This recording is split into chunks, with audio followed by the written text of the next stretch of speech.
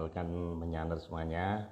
Malam ini kita lanjutkan lagi obrolan kita, lanjutan dari Rabu lalu. Ini sebenarnya rangkaian dari masih dalam rangkaian Sabdo Palon Noyo Genggong. Izin untuk meng-add Mas Agung dulu.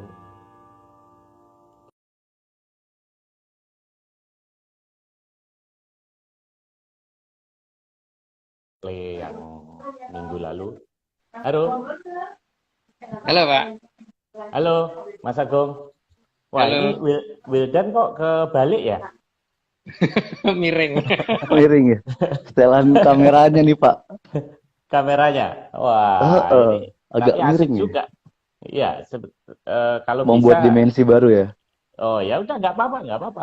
Memang daripada merusak nanti. Saya takut nanti sinyal. Wah, ini cepat sekali. Di Catur Ini, Pratolo Pak. oh ini Catur Pratolo ini. Baik, Muter-muter soalnya. ini Wildan. Wildan, standby dulu ya. Saya mau ngobrol dengan Mas Agung. Kira-kira Oke, Oh ya. siap-siap. saya perlu waktu 5 menit untuk ngobrol Mas Agung dulu.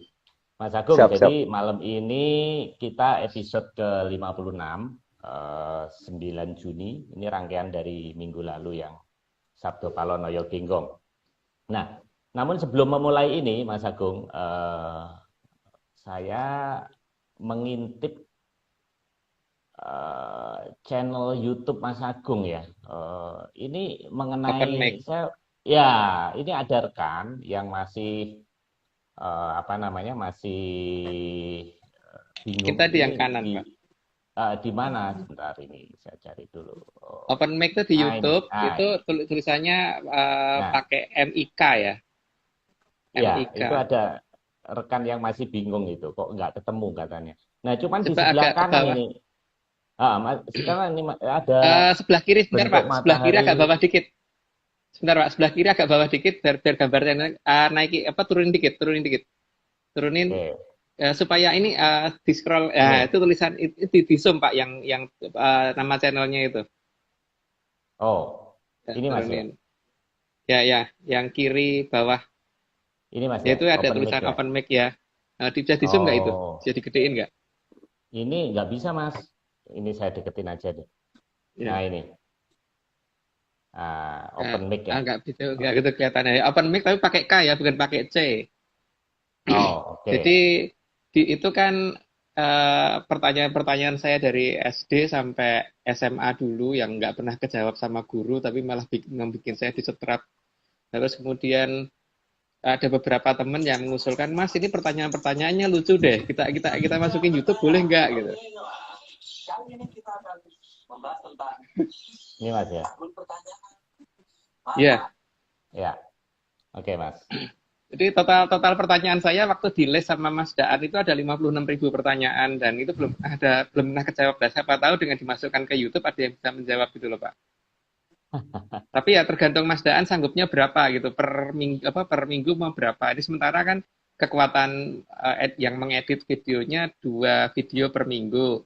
Tapi kemarin sih udah ada rencana mungkin 4 video per minggu. Tapi saya mintanya tuh kalau bisa 400 video per minggu gitu. Jadi biar cepat selesai. Tapi enggak, Mas Daan kayaknya nggak sanggup. Ini banyak sekali Mas ya. Ini tentang bulan. Yang tadi 5 matahari. Ini panas Iya. matahari nih misalnya ini. Hari ini 2 lagi kan kita sudah masukin posting 2 lagi itu Mas Daannya sudah posting 2 lagi. Oh gitu. Ya, Oh, jadi ini bukan mingguan Mas ya, tapi tergantung dari kekuatan ini ya, kekuatan ya. editingnya ya Mas Sementara ya. sementara kita masukinnya hari Senin sama hari Rabu Pak.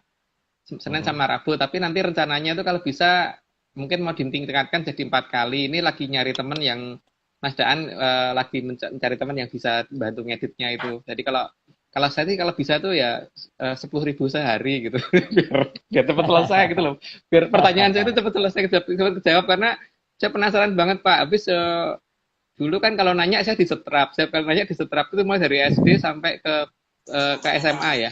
Jadi bukan di perguruan tinggi ke sana enggak. Ini cuma pertanyaan dari SD sampai SMA. Pertanyaan itu menyangkut masalah matematika, fisika, kimia, biologi, sejarah, bahasa Indonesia. Tentang mata Oke. pelajaran ini, Pak.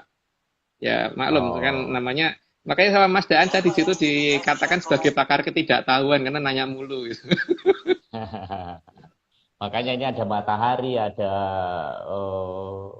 bulan Mas ya. Api di Ya, matahari, itulah ada bulan. pertanyaan-pertanyaan saya waktu dulu itu.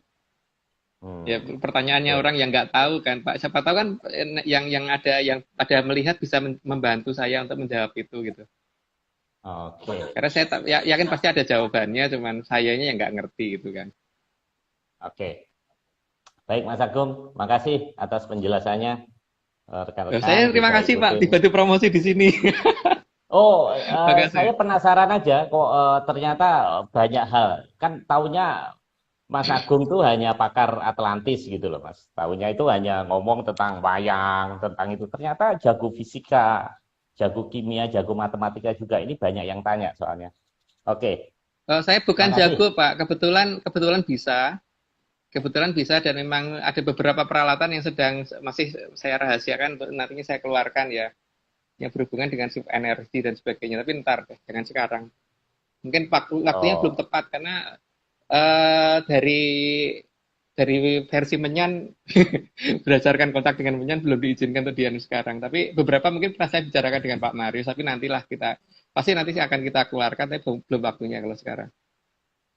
Gitu oke. Pak. Monggo sekarang mau dilanjut. Tapi terima Baik, kasih banget loh ya. Pak sudah bantu saya promosi. Oke. Makasih Mas Agung, rekan-rekan. Jadi Mas Agung ini multi aspek ternyata. Oke, kita lanjutkan Mas Agung. Malam ini ada 45 slide plus satu. Namun Wildan tunggu dulu. Saya mau tanya Mas Agung untuk memenuhi hasrat rekan-rekan menyaners ini. Jadi ini ada kiriman dari Mas Putro Romo ini. Ini seperti kayak sandi. Ada panjajari, panjujur, jejer, eh, kok nyampe Mataram kemudian sampai apa ini Lemuria segala ini apa ini saya nggak tahu, mungkin Mas Agung bisa nanggepin. Ini yang Saya malah pertama, belum tunggu baca dulu Mas. ya.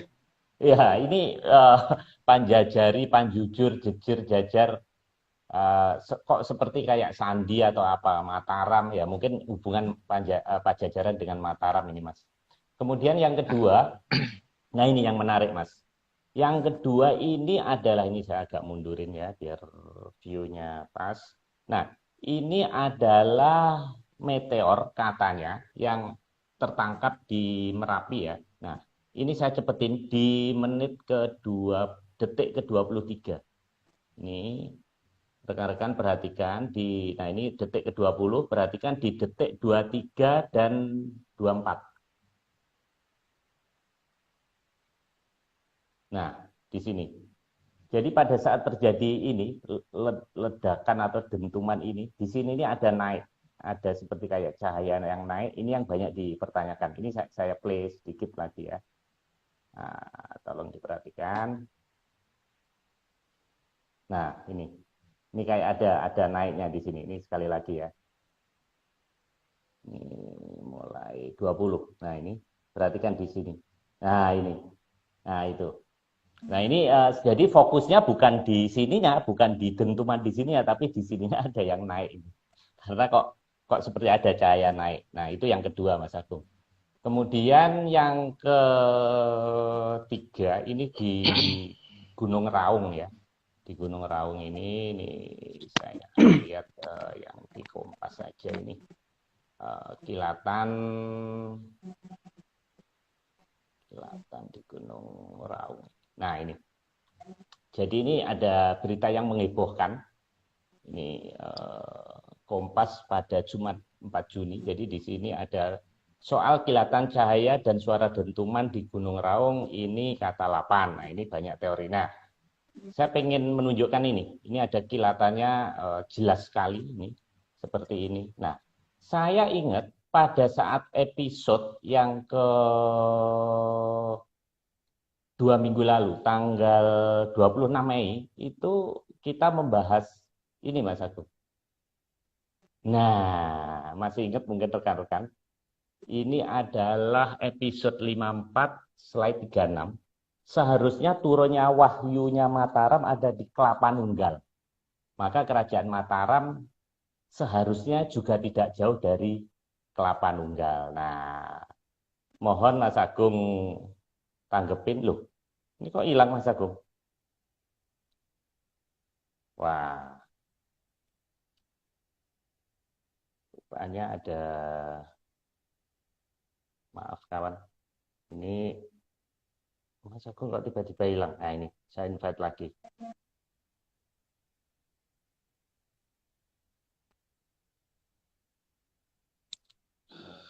Tunggu, rupanya Mas Agung putus ini.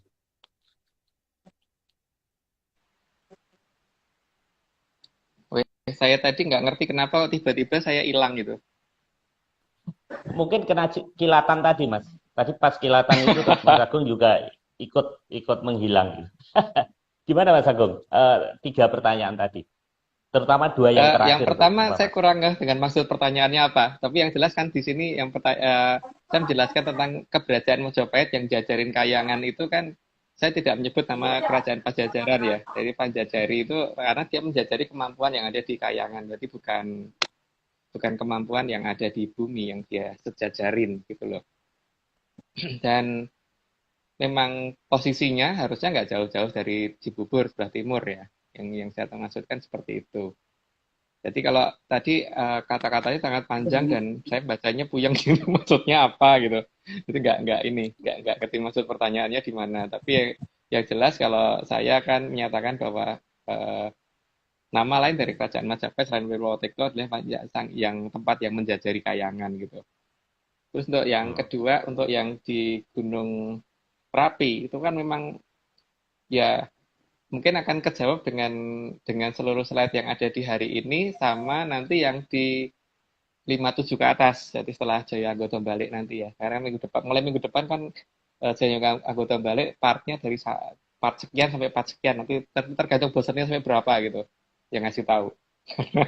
Karena kalau dituruti banyak banget Pak. Jadi ini Mas Nogo juga lagi bingung enaknya sampai di part berapa ya. Karena yang dipegang Mas Nogo sudah banyak banget. Jadi tinggal mau ngelepas satu persatunya seberapa banyak dan per satu kali itu bisa lebih dari 400 slide. Makanya biar Mas Nogo yang milah nanti yang kira-kira jadi mau dijadiin berapa per satu kali part gitu.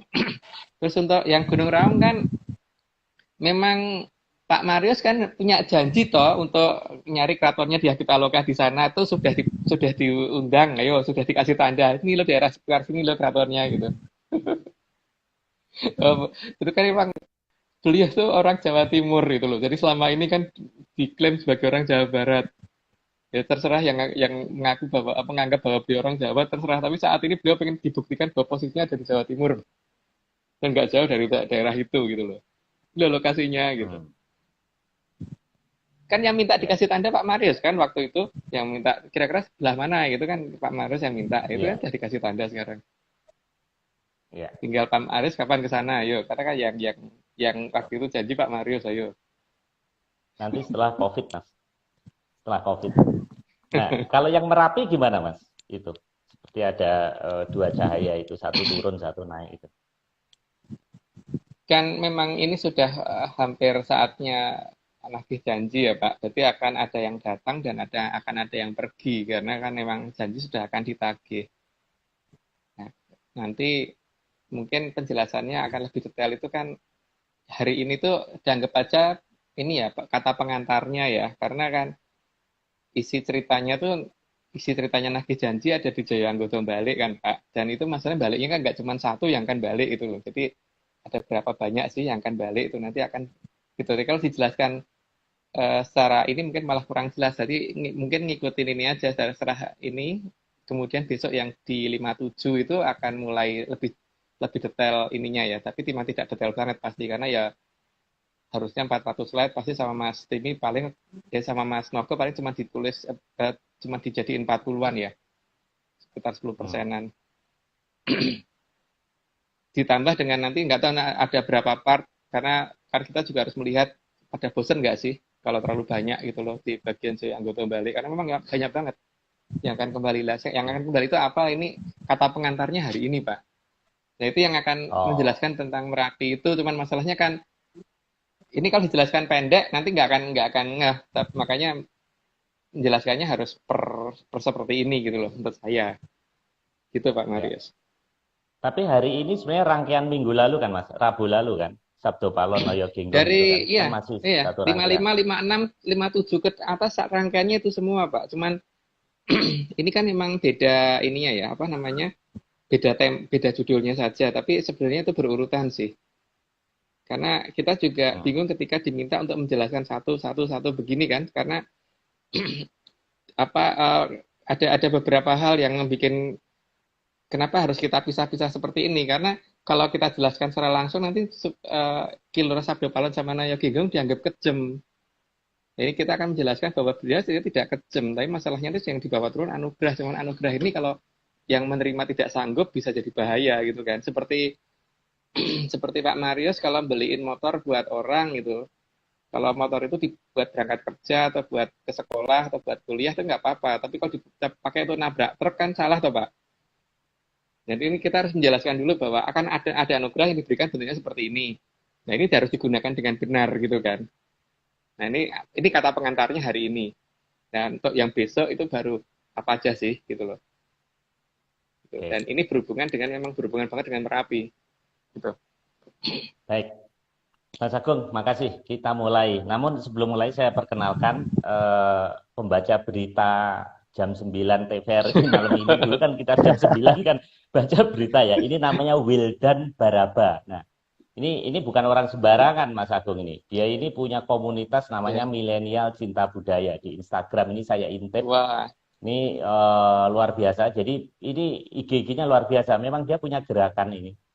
Dan ciri khas Wildan ini orangnya tinggi banget ini. Tinggi. Nah ini bayangkan ini setinggi ini. Manusia lumrah itu cuma segini Mas. Jadi kalau saya berdiri cuma sepetak ya. Ini Iya, sama iya, iya. ini sama Pak Menteri ya. Ini Arief Yahya ya. Ya, Wildan bisa mantan Pak diceritain. Menteri. Ya. Bisa diceritain ini gerakan ini apa ini? Cinta budaya ini maksudnya namanya MCB, Milenial Cinta saya Budaya senang ada Instagram. banyak gambar makanannya ya. Iya, banyak. Betul, betul. Kemarin saya dengar Banyak. kamu Ya, dari Gorontalo ya, habis meresmikan chapter 2, Mas Agung. Bayangkan, ini manusia normal segini nih Mas, sebelah kiri. Ini tingginya manusia segini. Berarti kalau saya satu Ini goleno ya. jadi apa gampang. Kalau ketemu gampang kenalin saya gitu. ya? Oh ya, kalau di Heeh. mall ini orangnya ganteng, tinggi. Untung saya laki-laki Mas. Kalau saya perempuan pasti naksir Mas. Itu. Nah ini luar biasa nih. Coba ini manusia segini ini. Ini gerakan apa ini, Wildan?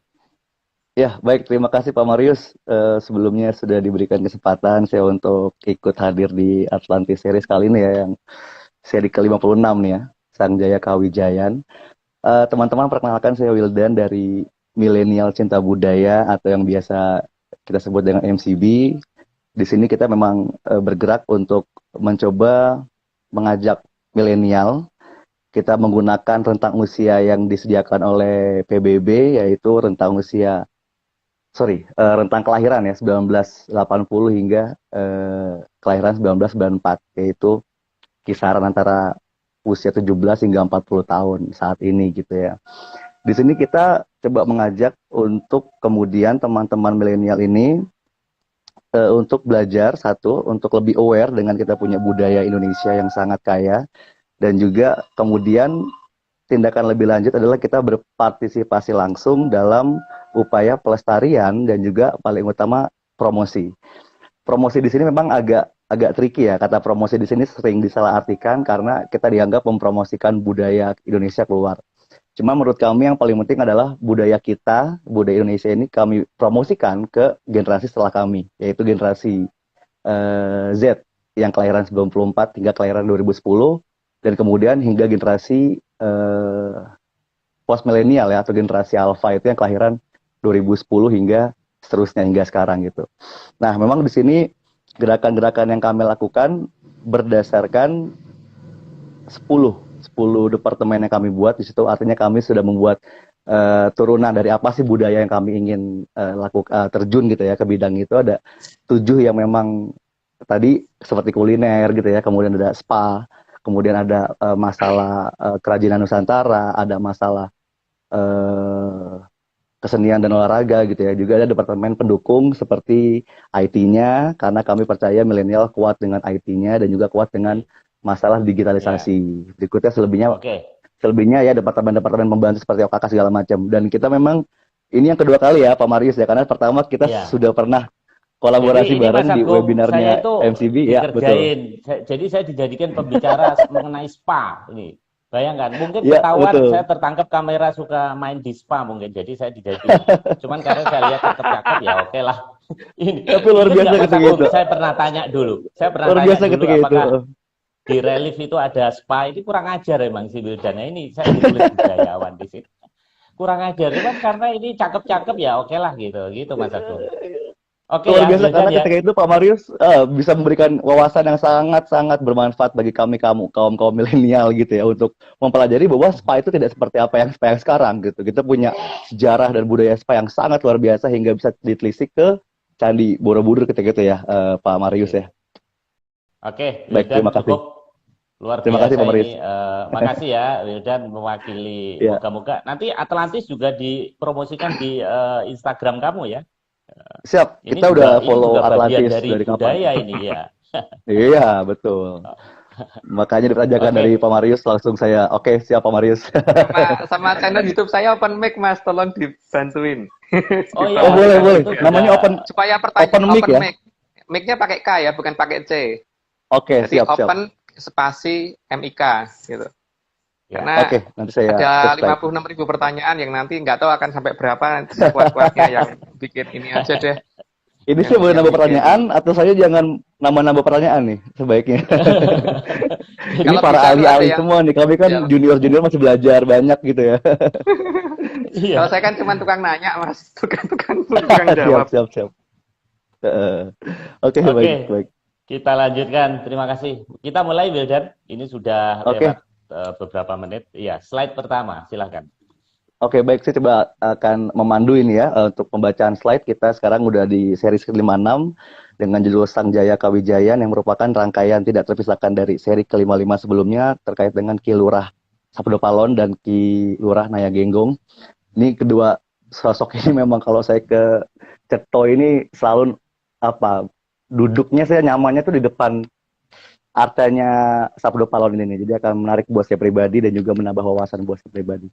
Baik, di slide pertama terkait dengan di alam raya ini terdapat banyak kekuatan alam yang sangat besar dan semua itu ada yang mengatur dan mengendalikannya.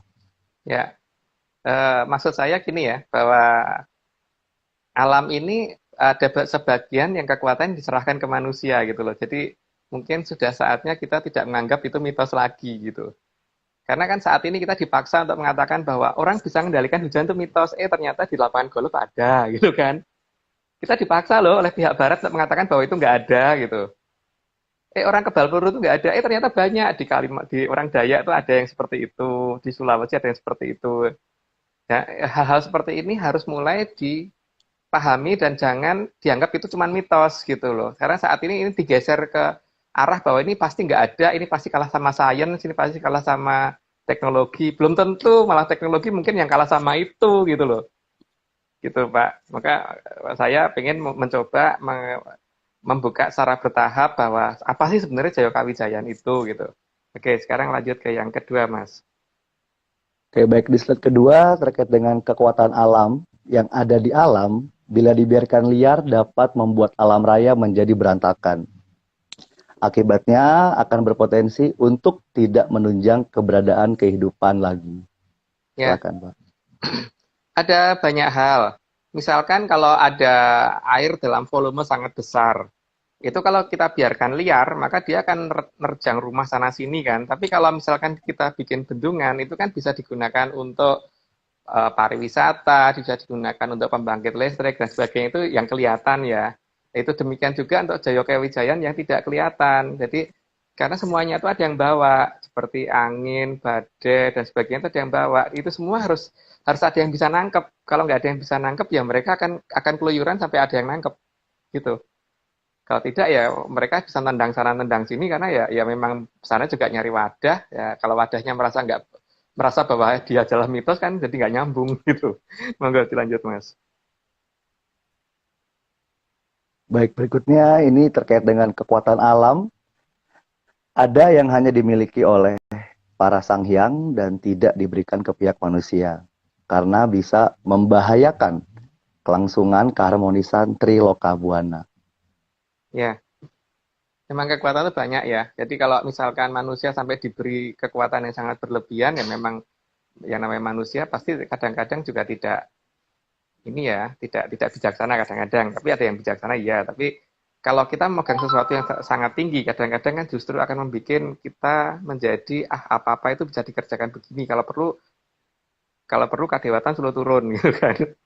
Dan memang nenek moyang kita pernah melakukan itu. Dewa radil ya medun gitu, nggak boleh menerima ing pandum gitu, tidak boleh menerima takdir. Kalau nenek moyang kita kan begitu.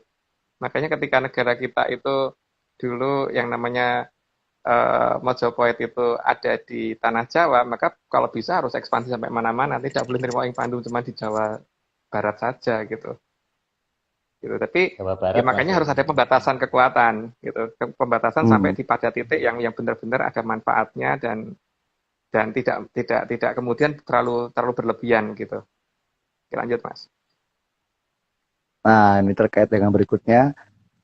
Ada juga nih, tapi kekuatan alam yang diberikan kepada manusia dan di zaman dahulu pernah dimiliki oleh para leluhur kita di Nuswantara ini. Ya, ya ini kan yang banyak dikatakan orang bahwa zaman dulu kalau leluhur itu kalau memberikan kekuatan kepada anak cucunya dikurangi sedikit, sedikit, sedikit sehingga sampai pada titik tertentu maka kemudian habis. Sebenarnya nggak begitu. Ini semua memang akan dikembalikan, tapi kan masalahnya ketika terjadi perubahan zaman di era akhir Majapahit, maka harus dititipin dulu ke Atlantis. Nah ini pada posisi saat ini sedang akan dikembalikan. Nah ketika akan dikembalikan saat ini kan bagaimana cara menangkapnya supaya itu nanti tidak liar menghantam sana sini gitu ya. Karena ini anugerah sebenarnya, jadi jangan dianggap kayak tadi sepeda, kalau ada orang diberi sepeda motor ya jangan dipakai untuk nabrak truk gitu kan, tapi dipakai untuk yang benar gitu. Yang dimau oleh leluhur seperti itu. Sehingga harus dimengerti dulu bahwa ini bukan mitos. Kekuatan itu sebenarnya bukan mitos. Tapi kalau mau dimitoskan ya mangga saja kan. Ada orang yang tidak peduli dan pokoknya tetap itu mitos gitu kan.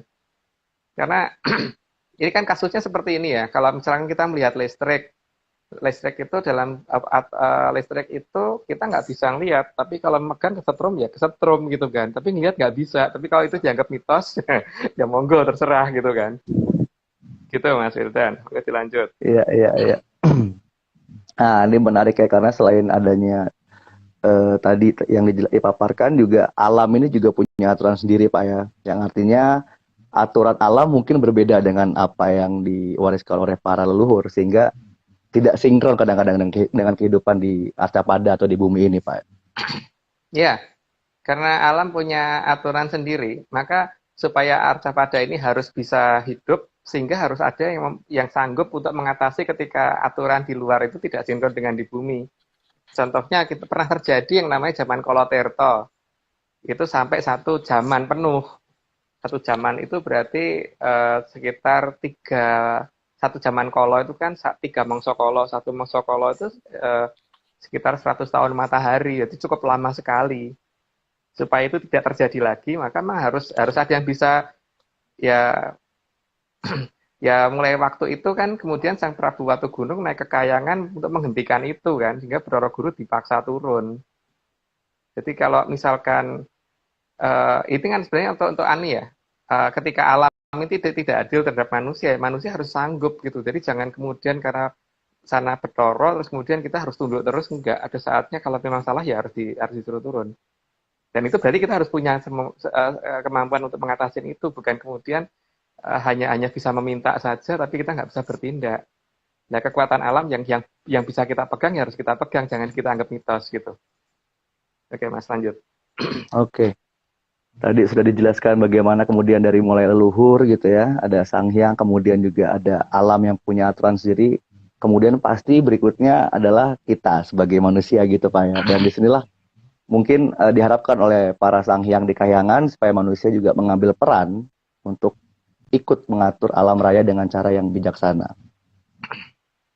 Ya, karena kan ya seperti misalkan kalau dalam selingkup yang sangat kecil itu kan ini ya, tidak mungkin tidak harus dipegang oleh yang dari atas semua gitu. Contohnya gini, bumi pada saat mendapatkan sinar itu kan bisa ada kehidupan di bumi itu kan karena ada matahari, dan ada matahari itu yang datang ke bumi kan bukan mataharinya tapi sinarnya. Nah, sekarang kalau yang kita pengen yang kita mintain itu adalah yang bikin mataharinya, itu sekarang mataharinya aja datang ke bumi aja, bumi sudah nggak akan jelas jadi kayak apa gitu kan. Jadi di sini kan matahari pun tidak yang datang ke bumi, cuma sinarnya saja yang datang ke bumi. Artinya ada kekuatan yang diberikan alam ke kita itu yang harus kita gunakan. Dan itu kemudian untuk mengatur yang ada di kehidupan kita. Jadi ya seperti untuk dalam lingkup yang kecil itu tukang pawang hujan yang ada di lapangan golf itu minimal bisa mengamankan lapangan golf walaupun sekitarnya hujan terus, tapi di lapangan golf tempat ada orang yang lagi main ya nggak hujan. Kan itu ada di banyak tempat. Di lapangan golf terutama di Indonesia, di Amerika mungkin malah nggak bisa, tapi di negara kita bisa gitu. Nah itu, tapi ini masalahnya kan ketika kemudian kita nganggap itu nggak ada, ini dianggap mitos, akibatnya yang jelas ini akan berakhir pada ya pokoknya terserah yang di atas saja gitu kan. Padahal tidak semua itu harus dikerjakan oleh yang di atas, ada yang menjadi tugas kita yang harus kita laksanakan, dan itu yang diharapkan oleh beliau yang di sana. Ada peran dari manusia, untuk apa diciptakan manusia kalau hanya meminta terus gitu. Ada saatnya manusia harus bertindak. Itu Mas Wildan. Ya, di situlah kita manusia perlu berusaha gitu Pak ya. Artinya Ya. ada perlu sinkronisasi dengan alam, dengan leluhur, dengan apa peran kita di manusia gitu ya. Kemudian pastinya ketika alam ini ada sebuah keterikatan tadi, yang menakutkan adalah ketika ada satu sistem yang rusak, ini maka akan berpengaruh pada sistem secara keseluruhan gitu Pak ya. Dan di sini Ini efek domino ya. efek domino betul. Makanya hanya beberapa sistem kunci nih.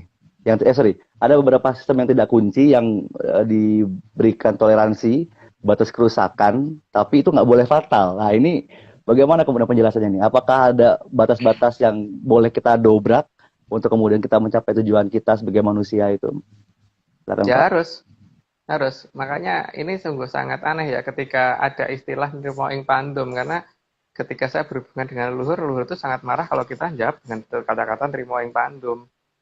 Jadi di sini memang kita harus mendobrak suatu keadaan. Jadi kalau misalkan memang ada beberapa hal yang kekuatan yang menjadi kekuatan kunci di alam, dan ini alam itu luas ya. Tapi kalau kita membicarakan tentang lingkup bumi dan bagaimana supaya bumi ini aman, berarti kan kekuatan yang itu adalah haknya manusia gitu kan. Itu harusnya ya kita mulai mencari gitu, jangan dibiarkan saja gitu. Apalagi nanti kalau sudah dilepas dari Atlantis kan lebih repot lagi ya, kalau misalnya tidak semuanya ketika itu datang kemudian dianggap sebagai bencana gitu, atau dianggap sebagai sesuatu hal yang tidak bisa dikendalikan gitu. Jadi sudah saatnya kita mulai berpikir bahwa bagaimana sih caranya mendapatkan itu gitu, bukan itu nggak mungkin gitu. Jangan begitu. Gitu maksudnya Mas. Dan memang harus ada toleransinya, karena tidak semua hal itu akan diberikan ke kita ya, tapi paling tidak kan pada titik tertentu yang masih bisa kita terima ya harus diterima gitu kan. Kalau tidak demikian. Jadi memang kita terkadang perlu melewati batas sedikit, tetapi juga dalam apa ya, koridor yang masih pantas gitu ya, untuk kemudian kita bisa menangkap pesan-pesan dari luhur, dari alam semesta segala macam ya. Yang kemudian pasti merajuk pada poin berikutnya nih Pak, terkait kekuatan alam yang diletakkan di suatu tempat yang hanya bisa dimiliki ini kan kalau kita mencari tahu, kalau kita mendobrak itu batasan misalkan gitu ya. Dan ini ya tentunya kalau saya sedikit yang saya pelajari ini kan masalah-masalah kayak dari mana kita mendapat ajaran masalah etika, tata krama, bahasa, baik itu tulisan atau lisan gitu ya, kemudian juga beberapa hal lain gitu. Nah ini bagaimana kemudian penjelasannya Pak? Ya, memang untuk mendapatkan itu ada aturan, ada tata krama, dan ada tata caranya ya. Tapi ini semua bukan hanya masalah tata bahasa gitu loh. Yang jadi masalah adalah saat ini kan ketika seluruh kekuatan ini hanya diterjemahkan menjadi suatu ungkapan-ungkapan yang akhirnya tidak nyambung gitu loh, yang hanya membuat orang jadi baik tapi nggak jadi sakti. Ini yang harus kita ingat, bahwa nenek moyang kita dulu sakti. Kalau kita sampai enggak, berarti ada yang salah dari pemahaman kita gitu kan. Dan itu semua bagaimana? Itu harus kita mulai melacak lagi gitu. Harus mulai melacak lagi bagaimana kok sampai bisa kita terputus gitu dari masa lalu. Kalau dikatakan masa lalu itu lebih rendah, enggak juga, karena buktinya eh, ada beberapa hal yang kalau dibuka secara betul-betul kan kelihatan bahwa masa lalu jauh lebih maju, bukan bukan bukan lebih ini. Tapi kalau decoy dari masa lalu, ya kelihatan lebih rendah. Tapi kalau itu decoy-nya ya. Tapi kenyataan bahwa sebenarnya mereka itu lebih maju atau enggak, itu akan kelihatan nanti. Pada saat ini semua sudah akan dikembalikan gitu. Pada saat itu semua dikembalikan. Monggo lanjut dulu, Mas. Iya, iya, iya. Karena masalah tata krama ini ya gimana ya, di banyak sejarah-sejarah yang mungkin saya pelajari sedikit juga, ada beberapa yang baik, ada beberapa yang buruk, dan semuanya wajar-wajar aja begitu ya Pak ya. Berikutnya kemudian terkait tata krama yang tadi dibahas, ini kan masalah sopan santun gitu ya. Artinya kita punya etika, kita punya koridor, punya cara yang baik untuk kita kemudian meminta dengan aturan yang benar agar yang sedang bertugas nih, yang sedang bertugas membawa kekuatan ini nih, yakin bahwa memang ada yang meminta dan kita layak mendapatkannya gitu, terkait dengan Ya, kekuatan-kekuatan di alam itu. ya memang Artinya bagaimana kemudian kita harus menyikapi untuk masalah sopan santun ini untuk mendapatkan apa ya, kode-kode dari alam semesta dan dari para leluhur kita. Silakan, Pak. ya minimal kita harus mengetahui bahwa semua itu ada tempatnya dan ada sandinya dan ada tata caranya. Dan sekarang ini kan banyak orang yang mencari sesuatu tapi dari rumah gitu. Itu kan nggak bisa, Pak. Karena banyak orang itu kan bisa diminta dari rumah. Enggak. Masalahnya enggak gitu loh. Kenyataannya enggak. Kalau iya, berarti akan banyak orang sakti karena bisa memohon dari rumah gitu kan. Nyatanya enggak. Dan itu harus diakui enggak gitu loh. Jadi ketika banyak orang ngomong ini bisa tapi nyatanya enggak, itu kemudian saya kadang-kadang bingung kok bisa ya mereka ngomong bisa tapi nyatanya begitu gitu. Nah, di sini ini kan menyangkut masa tata krama ya. Kalau kita mau meminta itu kan mendatangi yang punya gitu kan, bukan kemudian yang punya yang datang ke Iya. yang kita undang ke yang kita paksa datang ke rumah kita gitu. Gitu. Pertama kan itu ya. Terus yang kedua, yang namanya kita mau minta ya berarti kan ini apa namanya, ya harus mengucapkan sesuatu itu dengan bahasa yang cukup sopan gitu, bukan kemudian seperti seperti apa perampok gitu yang ngancam-ngancam gitu kan, nggak boleh seperti itu. Jadi yang minta ya mendatangi terus kemudian bicara dengan baik-baik, kemudian minta diajari, minta dituntun gitu kan. Nah kalau ada yang mengatakan loh itu kan meminta itu kenapa minta ke dia lah, itu salah. Kalau saya sih ngomong ya salahnya dari orang tua aku gitu kan, salahnya dari nenek moyangku. Dan tugasnya nenek moyang itu kan ya namanya kalau betul-betul namanya orang tua itu kan hanya kalau memberi nggak boleh minta minta balasan sesuatu kan. Tapi ya Iya. namanya anak kalau meminta juga ya harus yang baik. Tapi yang namanya orang tua itu kalau udah memberi itu pasti nggak akan nuntut. Kalau kalau kemudian dia menuntut sesuatu berarti salah tempatnya minta. Karena nggak harusnya, Hmm. nggak mungkin orang tua seperti Mas Wildan kalau kalau misalnya punya anak, anaknya minta sesuatu, minta minta dibeliin mobil-mobilan gitu kan juga paling tuntutannya bukan tuntutan yang sifatnya mencelakakan, itu tuntutannya ya tak beliin tapi besok kalau ulangan dapat nilai bagus ya gitu kan. Bukan Hmm. kemudian kamu tak beliin tapi besok kamu mati ya, atau besok adikmu dikorbankan ya, atau besok anakmu dikorbankan, enggak gitu kan. Itu bukan orang tua kalau seperti itu. Nah, Iya, sekarang iya. kita harus ngerti di mana posisi orang tua yang sebenarnya itu di mana gitu loh. Karena beda antara antara bangsa perkasaan yang nyamar dan enggak itu harusnya kelihatan. Cuman masalahnya kalau dikatakan nggak bisa membedakan ya itu aneh, harusnya bisa dibedakan gitu. Oke. Enggak, Mas, lanjut. Itu Wildan, terkait terkait Wildan, dengan eh, manusia halo ya. Wildan, Iya. Wildan, ini langsung dibaca aja karena waktunya nggak cukup karena kita ada 45 slide. Jadi kamu cukup baca aja itu pendek-pendek seperti tulisan itu. Oke. Berarti kita masuk ke slide berikutnya ya. Tadi kita sudah Ya, membahas manusia, kemudian juga harus dipahami bahwa tiap makhluk, nah ini punya aturan sendiri yang dianggap sopan oleh mereka. Maka manusia sebagai makhluk yang diberi hak mengatur, tidak boleh ikut aturan mereka, tetapi mereka harus ikut aturan kita. Monggo, Pak.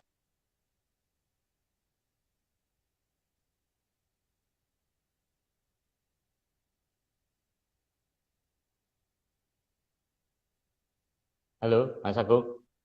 keputus ya.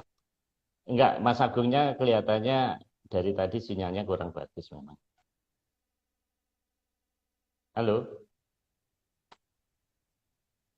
Mas Agung. Mas Lagi Agung ini Pak coba, Marius, lagi apa eh, namanya? nggak apa-apa, Lagi biasa ini. lagi buffering tadi. Hmm, Heeh. lagi coba nih ya, saya invite lagi.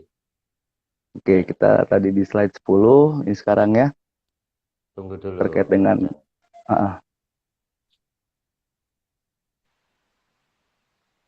Halo Pak, Oke, Oke, Mas Agung, silakan.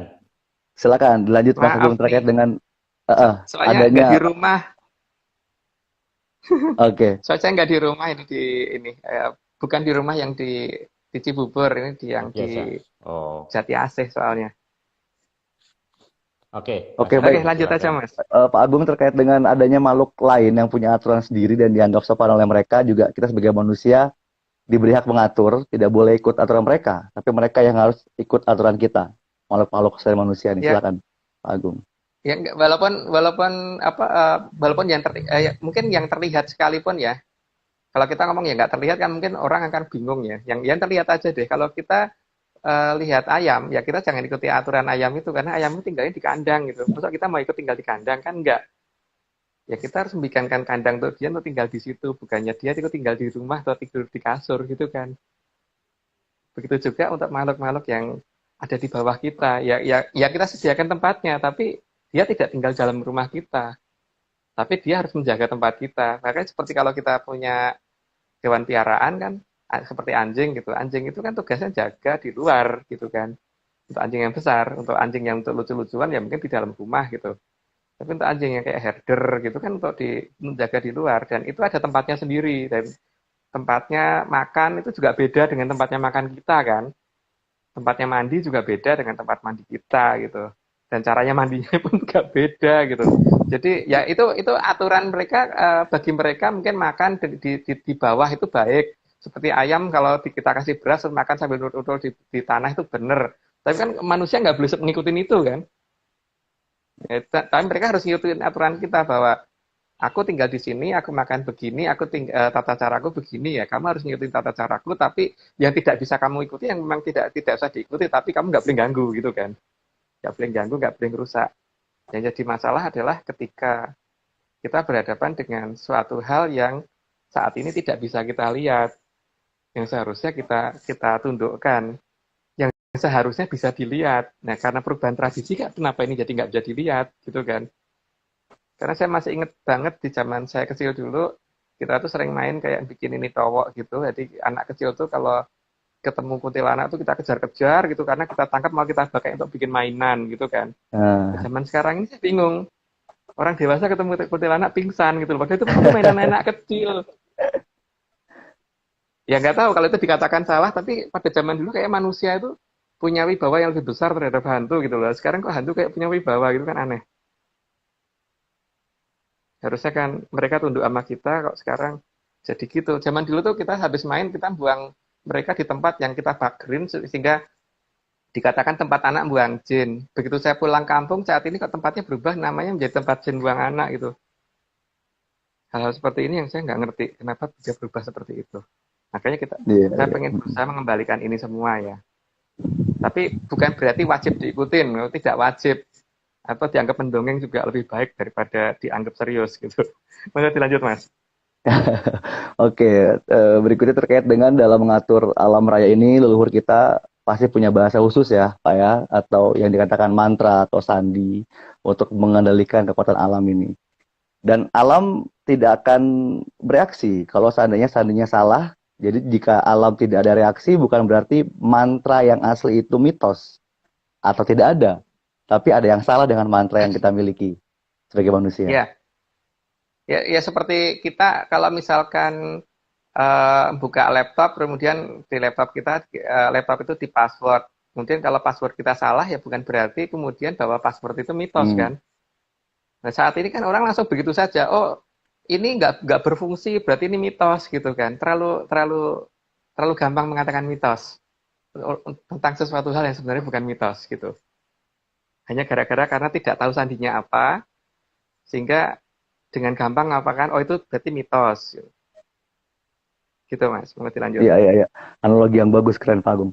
Berikutnya mantra ini kan juga dibuat dengan bahasa yang berbeda-beda ya, dengan tujuan agar kekuatan alam setempat dimiliki oleh penguasa setempat sehingga tidak terjadi penggunaan yang salah gitu ya. Dan juga makhluk-makhluk atau pihak lain yang tidak berkepentingan itu tidak akan mengganggu daerah tersebut gitu ya. Ya. Jadi itu memang biasanya kan dari Hapsarinya yang akan memberikan itu. Jadi per wilayah itu harusnya gitu. Sehingga kalau sandi di wilayah ini ketahuan oleh orang dari wilayah lain, itu kan nanti tempat wilayah lain bisa kemudian bisa mengacak-acak wilayah itu kan. Maka memang harus menggunakan bahasa yang berbeda-beda. Karena kalau bahasa yang sama bisa bahaya untuk wilayah yang bisa diambil kekuatannya sama pihak lain. Maka memang harus begitu. Menurut saya begitu ya. Seperti ya, nggak saya itu aja lah. Komputer tiap orang aja sandinya lain kok. Tiap HP aja passwordnya lain. Betul. Gitu kan. Kalau HP-nya Mas Wildan ketahuan sama saya ya tak colong sandinya Mas. Ketahuan semua isinya ntar. Iya.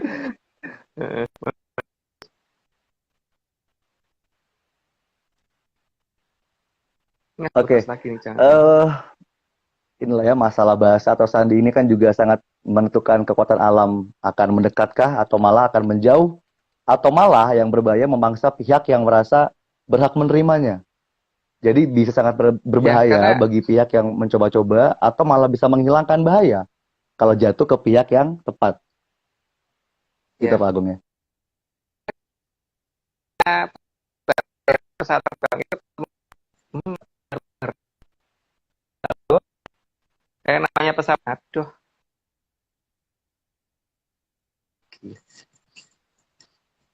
Halo, ini keputus nggak ya? Silakan Mas Alif. Tadi kayaknya bisa. Nggak apa-apa Mas. Silakan aja. Yang namanya pesawat itu kalau mau mendarat itu kan butuh minimal landasan. Jadi kalau ada orang mengaku bahwa aku bisa itu menangkap itu gitu, tapi kita harus mikir dulu lapangan terbang yang kita miliki seberapa panjangnya gitu. Misalkan pesawat jumbo jet itu misalkan butuh minimal 5 km gitu.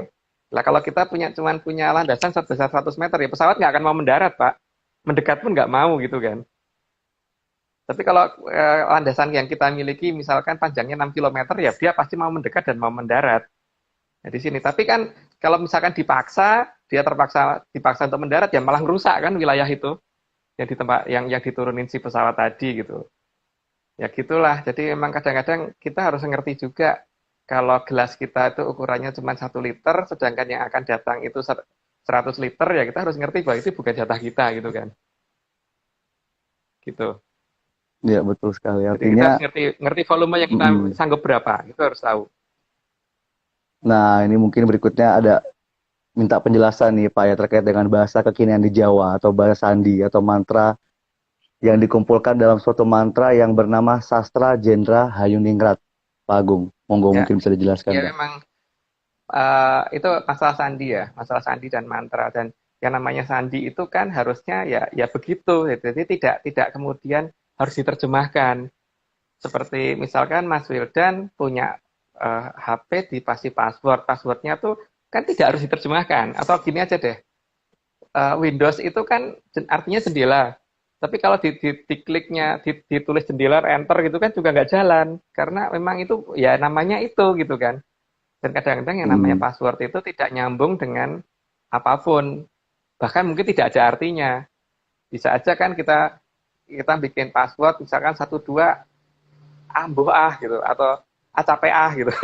Bisa aja. Tapi itu namanya password ya begitu. Tapi kalau kemudian itu diterjemahkan dan diarti-artikan, kemudian dicari kepanjangannya apa, kemudian diperjelas dengan bahasa yang kemudian diperindah dan sebagainya, malah nggak berfungsi kan. Sandi ya sandi, jangan diganti.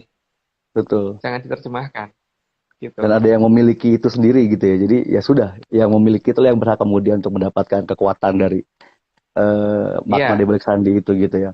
Berikutnya masalah mantranya ini, kalau salah atau tidak tahu apa mantranya kan bukan berarti yang tahu dan mampu dalam menerima kekuatan alam itu cuma mitos gitu ya. Gitu Pak Agung ya, betul nggak sih? Gimana? Iya, jadi kalau tidak tahu mantranya ya berarti jangan menganggap kekuatan alam itu mitos. Karena berarti memang bukan jatah dia gitu. Ah, Gitu aja kan. iya, iya, iya, iya, iya. Oke, lanjut, Pak. Lanjut ya, kita berikutnya ke slide berikutnya ada terkait dengan kekuatan alam yang masih skala kecil nih, Pak Agung ya, yang masih bisa dilihat bahwa hujan misalkan bisa dikendalikan tadi kata Pak Agung ya. Berikutnya tapi ada teknologi barat dan ilmu barat yang kenyataannya sampai hari ini belum sanggup. Nah, ini tadi juga seperti singgung. Jadi tidak mampunya teknologi barat dalam menghalau hujan bukan berarti tidak ada yang bisa menghalau hujan, gitu ya. Karena mungkin Iya. sekarang kita Nah, paradigma berpikir kita kan ke barat-baratan gitu kebanyakan orang gitu ya. iya. Ya, ini yang lucunya kan ketika Barat menyatakan tidak bisa, kita wajib mengatakan iya gitu loh. Hmm. Makanya makanya saya kemudian bikin 56.000 pertanyaan yang akan diupload sama Mas Daan satu persatu kan di Open Mic. Karena untuk ini, untuk pembanding supaya orang mulai berpikir ulang bahwa sebenarnya yang apa namanya mitos itu sains Barat atau menyan gitu. Kita harus bikin perimbangan. Tapi memang bukan tujuan saya untuk menyalahkan mereka, tapi tujuan saya untuk lah kalau teorimu begini kok begini gitu kan. Kalau begini kok begini, kok begitu. Gitu. Kan banyak banget yang layak dipertanyakan. Betul. Jadi ya sekarang antara menyan sama itu sebenarnya lebih tepat mana dalam menjawab gitu aja. Oke, Mas. Ya, Lanjut. ini juga mungkin perlu tugas berat mungkin ya buat kemudian membalik lagi paradigma berpikir terkait dengan kebarat-baratan ini gitu ya. Berikutnya terkait dengan Benar. slide ini, slide 17, kekuatan alam yang mempunyai tempat khusus untuk datang ya, ibarat kereta api, maka posisi berhenti pasti ada di stasiun gitu ya. Di stasiun juga ada tempat, ada palang tertentunya, tidak pada setiap tempat itu bisa berhenti kereta di stasiun itu. Maka bila salah juga kalau kita mendapatkan kekuatan alam itu, bukan berarti hal tersebut bisa diterima, tapi karena salah dalam tempat mencarinya, Ya, gitu Pak Agung ya. karena mereka Jadi banyak mereka sekali punya rules ya gitu tempat. ya. Mm-mm. Ya, mereka punya tempat untuk turun, punya tempat untuk menginap istilahnya. Kayak orang aja punya tempat, walaupun banyak rumah, tapi kan seperti Mas Wildan ini kan nggak mungkin masuk ke rumah semua orang. Kan ke Iya, rumah orang yang dikenal atau rumahnya sendiri gitu bahaya kan. nanti. Iya, Nah iya, betul. begitu juga dengan kekuatan alam, ada tempatnya mereka turun. Sehingga ya kita harus tahu tempatnya di mana. Jadi kalau menunggu kereta api itu ya di stasiun, bukan menunggunya di rumah gitu kan. Iya, itu pun di Gitu aja, peron Mas. nunggunya ya. Jangan nunggu toilet gitu Pak Heeh. ya. Betul. Nah, masih di stasiun aja harus harus di peronnya, bukan di Harus di toiletnya peron. Iya, iya. atau di kantin atau Eh, di ruangnya. Bahkan di ruang kepala stasiun pun salah gitu loh. iya, diusir malah kita Harusnya di gitu kan. peron. Anda keluar gitu. Heeh. Oke, berikutnya dalam mencari kekuatan alam ini kan juga seperti kalau kita mau menunggu kereta tadi gitu ya Pak ya. Kalau kita menunggu di tengah jalur ya maka bahaya nih nyawa kita yang hilang gitu ya. Kita nunggu kereta di stasiun malah nunggunya di tengah rel gitu kan. Jadi kalau ada yang meninggal atau sampai hilang apa namanya kenormalannya ya, ada gangguan lah karena kekuatan alam, maka itu lebih karena salah tempat saat menunggu. Apakah benar demikian, Iya, Pak? iya. Ya seperti kereta api tadi, kalau ketika nunggu ya di stasiun, jangan di relnya, relnya ketabrak. Nah, kekuatan Hmm, alam itu kita harus ngerti dia istirahatnya di mana. Jangan pada saat dia lagi bertindak kita datengin. Ya itu sama aja nantang perkara seperti ada kereta lewat kita sengaja nyetop di rel gitu. iya betul. Ditabrak karena kereta api Malah itu berhenti nggak bisa langsung, harus ada jaraknya kan. Gitu, Pak. malah hilang, malah bisa hilang hilang nyawa bahkan hilang kesadaran Ya, kita gitu ya. iya, Berbahaya itu banyak kasus mungkin seperti itu. Berikutnya terkait dengan salah tempat menunggu, seperti misal mau naik kereta api tadi ya. Eh, naik kereta api menunggu di terminal bis misalkan ini lebih ngaco lagi nih gitu. Bukan berarti kereta api itu mitos, tapi karena memang salah lokasi gitu ya. Ini sebenarnya sama iya, seperti tadi analogi password yang dijelaskan di awal Pak Agung ya. Silakan Pak. iya. Karena kekuatan alam itu turun ada tempatnya. Sehingga kalau kita salah tempat, terus kemudian nganggap itu nggak ada, ya berarti jangan nganggap itu mitos gitu. Seperti halnya kita menunggu kereta api di terminal bis, nggak pernah ada kereta api datang, terus dianggap kereta api itu mitos gitu. Ya salah toh, Pak? Hmm. Ya salah Yang salah kita total kitanya itu. yang salah Iya. salah salah tempat. Ya, jadi kita harus ngerti tempat yang tepat itu di mana, itu harus ngerti dulu, baru kita mencari kekuatan tersebut gitu. Oke, lanjut, Pak. Iya, iya, iya. Jadi memang sudah terlihat alurnya ya.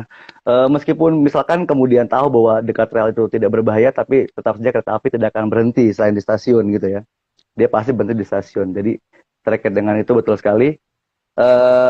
Begitu juga dengan kekuatan alam. Kalau ditunggu di dekat lintasannya ya bukan mitos. Kalau mereka juga punya tempat pemberhentian sendiri gitu Pak ya. Ya. Ya, seperti kereta api itu kan kalau kita stop, walaupun kalau kita nggak di stasiun ya nggak mungkin berhenti kan. Ya begitu juga dengan kekuatan alam. Kalau kita minta berhenti tapi bukan di tempatnya dia berhenti, ya dia akan jalan terus. Jadi Betul. bukan berarti mitos orang itu nggak bisa mengendalikan itu, tapi salah tempat gitu. Waktu waktu mau menghentikan itu, harusnya ngerti tempatnya dia ada di mana, baru itu dari situ kita kita naik, gitu. Bukan kemudian asal asal sembarangan gitu. Lanjut Pak. Iya, iya. Lebih salah lagi kalau menunggu kereta api di tengah sawah gitu ya, di bawah gardu petani gitu ya. Atau mungkin lebih salah lagi menunggu kereta api itu di tempat sampah yang bukan stasiun, bahkan lebih jauh lagi gitu ya. Karena tempat sampah itu tidak Ya, mengambil truk sampah, bukan kereta api. Kemudian juga sangat salah menunggu kereta api di rumah karena kereta api bukan travel atau ojek yang bisa kita undang ke rumah seperti aplikasi-aplikasi itu. ya, Sehingga selain masalah tempat tadi, dengan analogi kereta api ini, tidak semua jenis kereta api itu diperbolehkan dijadikan angkutan umum ya. Begitu juga dengan kekuatan alam gitu Pak ya. Tidak semua juga kekuatan alam ini punya fungsi yang sama. Dan tidak semua kekuatan alam boleh dimiliki oleh manusia. Jadi siapa kemudian yang bisa memiliki kemampuan ini Pak? Untuk Pak Marius ini slide-nya langsung apa 23 sama 24 langsung Pak. Dua, Yang dua, 23 dua empat ya, dua Jadi empat. ya 23 tadi kan menyatakan tentang masalah lah. Kalau kita nunggu kereta api di rumah ya salah, mau kereta api itu nggak kan kalau ojek online bisa diundang ke rumah Ojek, wah, atau betul. taksi bisa diundang ke rumah. Tapi kalau yang namanya kereta api nggak mungkin diundang ke rumah tuh nggak mungkin. Sampai kapanpun wah, aplikasinya pun dia nggak mungkin bisa. Kereta api harus di GoTrain stasiun gitu ya. gitu. Heeh, gitu. Begitupun dengan Oke, Aji terus Jaya yang Kawijayaan ini gitu ya. ya harus tahu benar tempatnya di mana harus tahu benar. Jadi kalau misalkan kereta api tadi tidak mau datang ke rumah itu bukan berarti kereta api itu mitos gitu loh. Walaupun kita sudah siap tas segitu banyaknya, mau di tengah sawah juga kita salah, apalagi tengah tempat sampah. Wah itu ngawur banget gitu kan. Parah. Terus untuk ini tadi apa namanya yang 24 itu tadi kan ya memang tapi Iya, memang tidak semua kereta api juga juga boleh dinaikin orang kan seperti kereta api minyak itu harusnya tidak boleh dinaikin orang walaupun bisa seperti kereta api barang peti kemas itu tidak untuk orang naik itu kita juga harus ngerti aturan di situ bahwa oh ini kekuatan yang ini bukan untuk kita kekuatan yang ini bukan untuk manusia itu kita juga harus tahu tapi itu pun juga juga nggak mungkin kemudian di sembarangan tempat juga tetap ada tempat-tempatnya gitu. Oke, lanjut Mas Wildan. Bagus nih, langsung banyak, langsung 24. langsung kita masuk ke 26 juga masalah analogi yang sama karena mungkin analogi ini bagus banget. Kereta api juga ada kelas-kelasnya gitu ya. Ada kita tahu ada kelas ekonomi premium lah, eksekutif, ada yang luxury segala macam. Jadi saat kita naik kereta api pun juga harus memperhitungkan kemampuan yang kita miliki gitu ya untuk beli tiket misalkan Iya, gitu. Nah ini bagaimana analogi ini jika kita sambungkan dengan kekuatan alam dan iya, bagaimana kita mengukur kesanggupan kita dalam menerimanya. iya.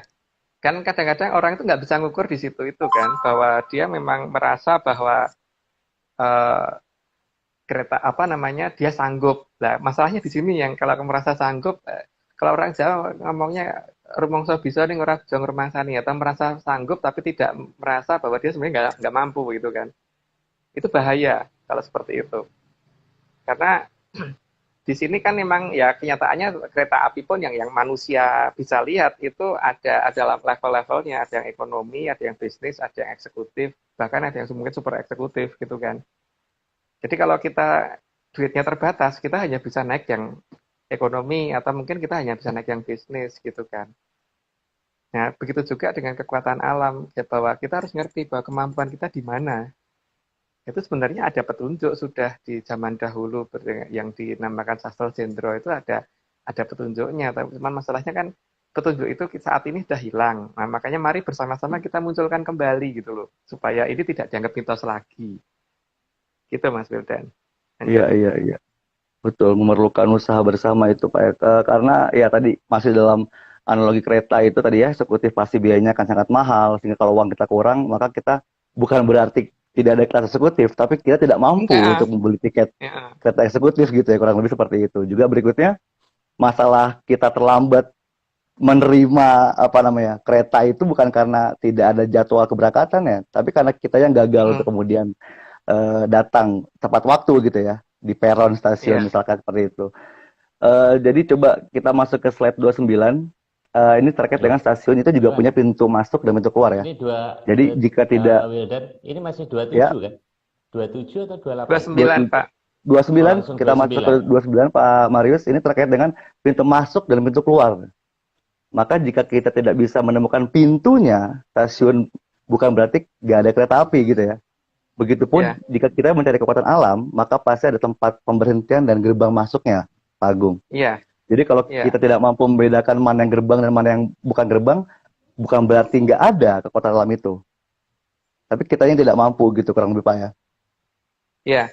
Ya kalau kita nggak ngerti pintunya di mana, terus emang stasiunnya nggak ada gitu. Memang keretanya Iya, nggak ada, ya ada. Cuman masalahnya ada. kitanya nggak bisa ngerti tempatnya kan. Itu yang salah kita kan, bukan stasiunnya gitu. Lanjut aja Mas. Lanjut ya, kita ke 30 Pak Marius, selain bisa masuk stasiun juga kita bisa membedakan gerbong mana yang boleh dinaiki ya. Jadi masing-masing ada tempatnya bagi setiap orang gitu. Jadi kalau salah naik dan dipaksa turun, bukan berarti kita tidak boleh naik kereta api. Begitupun dengan Iya, kekuatan alam gitu ya. iya. Jadi ya gerbongnya kan ada jatahnya di mana kita duduk, itu ada tiketnya kan. Kalau kita masuk, walaupun itu sudah kereta yang benar itu misalkan, tapi kita masuk di tempat duduk orang yang mesti akan disuruh pindah. Kalau Betul. kita ngotot ya malah disuruh turun. Karena tempat duduk kita sudah ada nomornya gitu. Apalagi kalau kita nekat di lokomotif, itu sama aja Nah, cari perkara di- kan. Maka diusir, emang pidana tuh. apa-apa itu ada aturannya ya kita harus tahu itu. Mm, mm, Gitu mm. Mas, semoga dilanjut. Oke, kita lanjut lagi ke slide 31 terkait dengan analogi trayek perjalanan khusus nih. Jadi kalau mau ke Surabaya ya jangan naik kereta ke Bandung gitu ya. Jakarta Surabaya kita malah ngambilnya Jakarta Bandung. Salah naik kereta, bukan berarti kereta ke Surabaya itu hanya mitos gitu ya. Ya, Jadi ya sama masalahnya dengan itu. masalah kekuatan alam itu kalau kita salah kemudian beranjaknya ya kita tidak akan sampai ke tujuan lagi gitu Pak ya.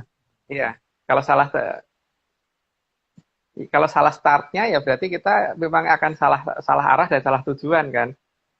Ya itu Betul. tadi masalahnya. Kita harus ngerti dulu ini apa sih sebenarnya, terus gunanya apa, kemampuannya sampai seberapa, dapat digunakan di mana dan apakah bisa di semua tempat digunakan. Terus setelah itu pemanfaatannya bagaimana dan untuk apa gitu. Itu harus ngerti semua dulu. Jangan kemudian ya kayak tadi misalkan kereta api, oh ini asal kereta api naik kemana ke Surabaya, lah ini kereta api ke Bandung. Loh kan saya mau ke Surabaya, mau ngotot seperti itu, tetap nggak bisa ya kereta api ke Bandung ya ke Bandung. Bukan berarti kereta api ke Surabaya tidak ada, gitu kan? Iya, iya. Nah, saat ini kan kita tuh selalu ngomong bahwa itu kalau nggak ada langsung dianggap mitos gitu aja kan. Ini makanya kan arah-arah dari yang kita mau kan seperti itu bahwa kalau tidak ada tuh jangan dianggap mitos dulu lah, cari yang benar dulu, gitu. Lanjut Ya, lanjut mas. betul. Oke, berikutnya kita lanjut juga kalau kita sudah tahu mungkin di mana jalur persilangan kereta api, maka kita jangan merusak jalur ya karena akan berbahaya bagi kereta api yang lewat lainnya gitu. Begitupun kalau kita tahu jalur lintasan persilangan kekuatan alam gitu Pak ya.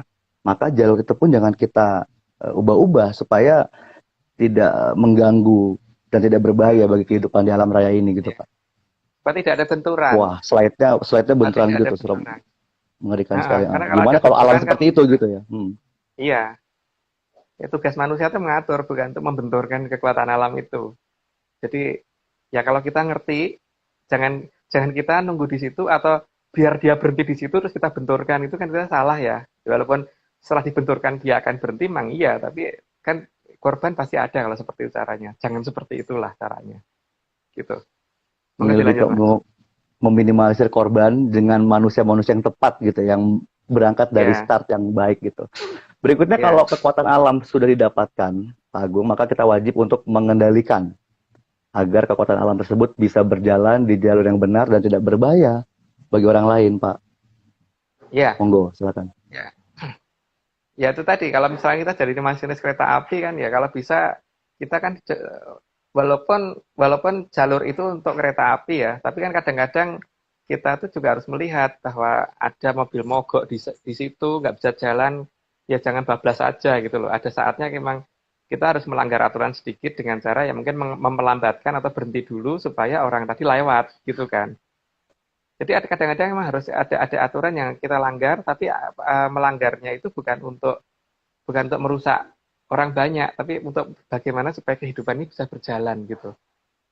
Jadi walaupun kita pegang dan ini bisa digunakan untuk mukul atau bisa bisa digunakan untuk ya misalkan bisa dipakai untuk mendatangkan hujan misalkan. Kemudian kita ngerti daerah itu sedang sedang kalau kalau dihujani lagi akan banjir. Ya kalau bisa kita agak menahan bagaimana supaya wilayah itu jangan jangan sampai seperti itu kan. Jadi ya kadang-kadang aturan juga harus agak dilanggar dikit gitu. Iya, Tidak seperti harus yang dibahas di banget awal. banget. Sebenarnya boleh sih Iya. didobrak dikit gitu ya untuk mencari kebenaran, tapi ada batasnya gitu ya. Ada batas Mm-mm. toleransinya gitu Pak Agung ya. Oke, Iya. berikutnya terkait dengan jenis-jenis kekuatan alam yang berbahaya ini jika tidak ada yang bisa menerima, dan lebih berbahaya lagi kalau dianggap tidak akan ada yang mampu mengendalikannya. Ini gimana Pak kalau kemudian tidak ada orang yang mampu mengendalikannya, dianggap tidak mampu mengendalikan gitu ya, karena hal tersebut akan mengakibatkan orang tutup mata akan Ya. kemampuan kita punya leluhur dulu dalam menangkap dan mengendalikan kekuatan alam, Pak Agung. Ya. Pak Maris nih saya 34 ya. Ya Saya tiga masalahnya empat kayak ya. kayak masalah kereta api tadi kan. Kalau kereta api tadi kita start kemudian berjalan terus kita turun, kereta api ini akan jalan dan kemudian tanpa kendali itu. Nggak boleh seperti itu. Itu tetap harus ada yang ngendaliin. Jadi ya itu anugerah buat manusia untuk mengendalikan itu semua. Tapi kalau kemudian anugerah itu dianggap tidak ada, dianggap mitos, ya itu malah akan menjadi bencana bagi orang banyak kan. Seperti halnya kereta api tadi kemudian dibiarin berjalan sendiri sampai bensin sampai solarnya habis, solar ya kereta api itu kalau batu baranya Batu habis bara gitu. mungkin, solar juga bisa, Heeh. atau mungkin Itu pakai itu kan nabrak sana biodiesel sini gitu kan. sekarang. Ya, itu nabrak sana sini bener itu. Makanya Ya. ya itu anugerah yang harus diterima, jangan kemudian dibiarkan begitu gitu. Ya sudah saatnya itu jangan dianggap mitos lagi gitu kan. Oke, lanjut Mas. Oke, ini mungkin slide 35, slide yang cukup penting nih Pak ya, karena terkait dengan 500 tahun kekuatan alam dititipkan ke Atlantis gitu ya. Dan mereka tahu kalau itu bukan hak mereka. Maka secara bertahap kekuatan alam tersebut akan dikembalikan ke Nuswantara. Gitu Pak Agus ya, Pak Agung ya. Ya, Dan ini adalah anugerah kalau kita sanggup menerimanya. Tapi akan sebaliknya jika kita menganggap itu tidak bisa kita kendalikan sebagai manusia.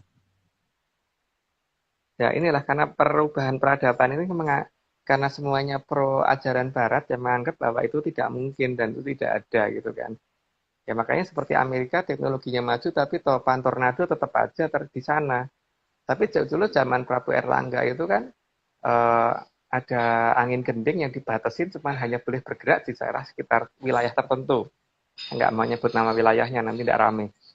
Tapi itu ada dan angin gending itu tidak akan lewat dari wilayah itu bisa dikendalikan seperti itu. Nah, itu kan harusnya tugas kita untuk bisa melakukan itu lagi kan, untuk bisa begitu lagi gitu loh.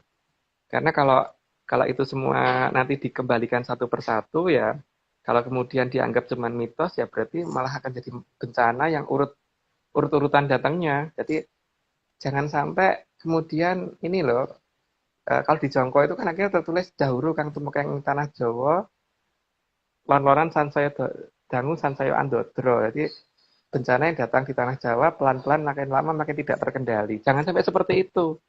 Hmm. Itu artinya karena kita menganggap mitos akan terjadi seperti itu. Makanya sebelum itu dikembalikan kita mari bersama-sama menganggap itu jangan mitos, bukan mitos dan kita cari bagaimana sih cara cara mendapatkan itu. Toh mereka akan melepasnya satu persatu dari yang paling kecil dulu sampai ke yang terbesar, bukan langsung yang besar dulu atau brol semua enggak.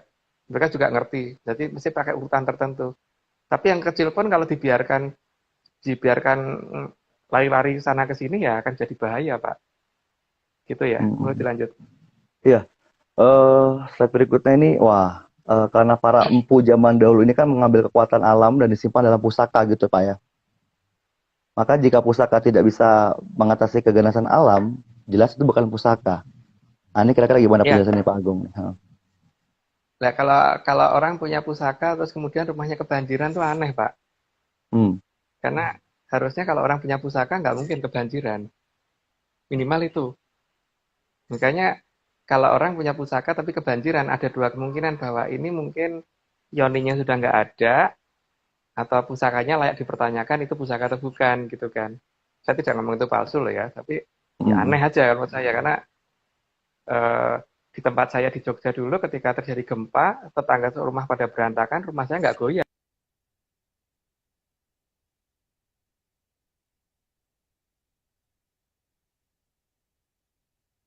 Halo. Wah, minyaknya Mas Oh, Agung ini lagi ya, reconnecting kurang, lagi Pak Agung ya. lagi nge-lag. Eh, Mau coba di call ulang Pak Marius? enggak, nanti Mas Agung udah tahu kok dia. Pasti nanti keluar terus nanti masuk lagi. Halo. Nah, ini udah. Saya invite lagi. Invite ya, oke. Nah, tunggu sebentar ya. Oke. Oke, nah ini udah.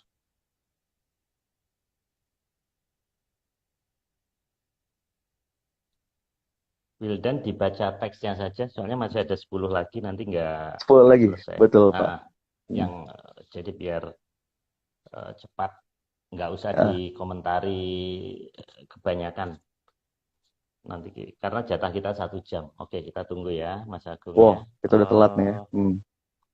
Oke, loh, kok belum masuk? Tadi udah saya. Ah, ini. Udah kok. Mas Agung ini udah saya invite. Katanya emang.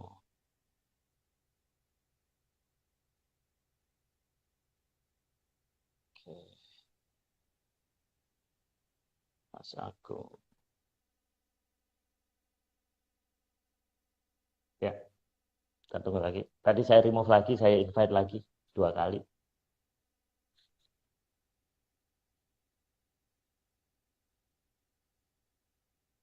Halo.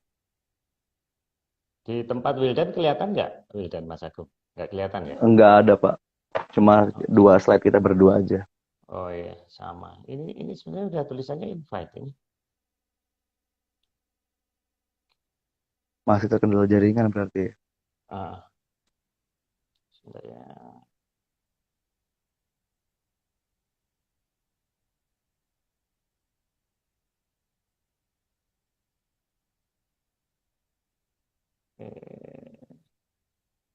Saya ulang lagi ya. Saya remove dulu lagi nih nama Mas Agung. Nah ini udah. Ini mulai nih. Ya. Loh, ini masuk. Ini kelihatannya salah masuk ini. Salah orang ya Pak. Salah orang. Ini karena kecil sekali ini. Ini tadi kecil sekali ya. Tulisannya kecil sekali ini. Oke, sekali lagi.